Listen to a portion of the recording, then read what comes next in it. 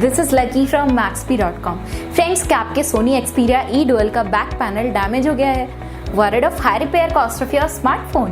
Don't worry, you can now buy high quality replacement back panel for your original Sony Xperia E Dual at a very affordable price from Maxbhi.com and can fix your phone yourself at home or get it repaired by any professional very easily. जी हाँ दोस्तों, आप हमारी website Maxbhi.com से अपने Sony Xperia E Dual का नया back panel खरीद के अब बहुत ही कम दामों में अपने फोन को सही कर सकते हैं. This back panel is a 100% genuine quality product which works similar to your original product with a perfect fit for your Sony Xperia E Dual. इस बैक पैनल को पहले हमारी क्वालिटी टीम द्वारा चेक और इंस्पेक्ट किया जाता है और क्वालिटी एश्योर होने के बाद ये बैक पैनल आपको भेजा जाता है. साथ ही साथ हर Sony Xperia E Dual का back panel Maxbhi trust replacement warranty के साथ आता है, जिससे आप श्योर हो सकते हैं कि प्रोडक्ट खरीदने के बाद आपको कोई भी परेशानी नहीं आएगी. फ्रेंड्स, Maxbhi.com पर ऑर्डर करना बहुत ही इजी और सिंपल है.